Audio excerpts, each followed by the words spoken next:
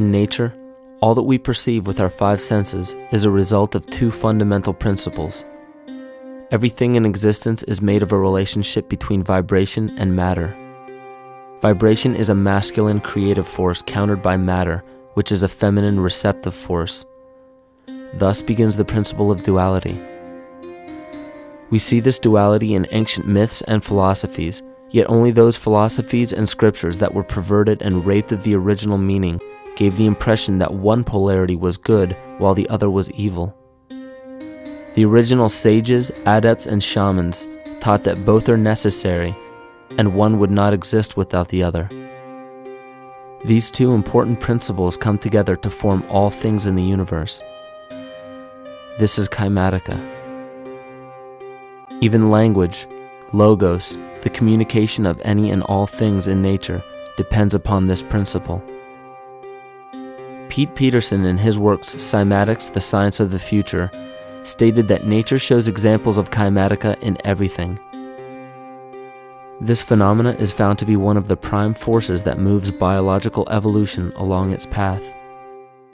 Dan Winter reproduced an experiment to prove that the ancient languages of Hebrew and Sanskrit, when spoken, create a vibratory frequency that moved matter into sacred geometrical patterns.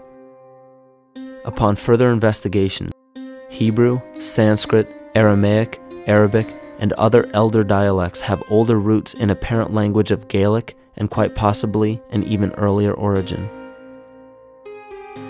In Swami Murugesu's The Science of Mantra, he claimed that when a person chanted specific words in Sanskrit while filming a burning candle, the intensity as well as the color of the flame would change due to the frequency that the word would emit. This same science has been shown to lower and raise blood pressure.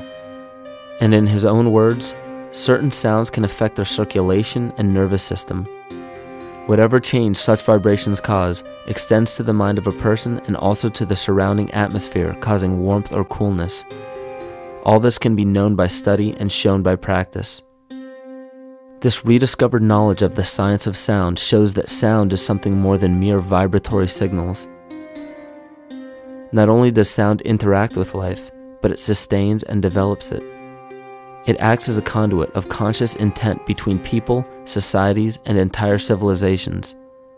Yet the psychic illness we endure due to the domination of our false ego is reflected in the collective.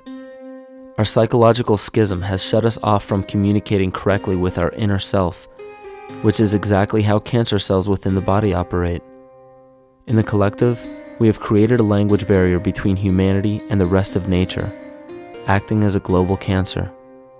Recorded in history, the efficacy of the ancient languages has been severely uprooted. The alphanumeric translation from Hebrew to English shows a complete reversal of the two languages, giving the cymatic effect unnatural results. Dr. Leonard Horowitz stated in his work on DNA, 1/3 of the sensory motor cortex of the brain is devoted to the tongue, oral cavity, the lips, and speech. In other words, oral frequency emissions spoken or sung exert powerful control over life, vibrating genes that influence total well-being and even evolution of the species. A degradation of language in this case is shown to affect biology.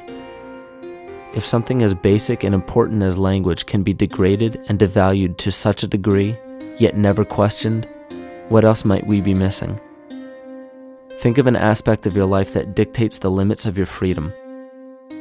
Government and law enforcement, insurance and pharmaceutical companies, taxes, building permits, driver's licenses, and more. There are hundreds if not thousands of stipulations, regulations, and boundaries on our freedom. And out of the ones that were just mentioned, how many have you researched to find out whether they apply to you or not?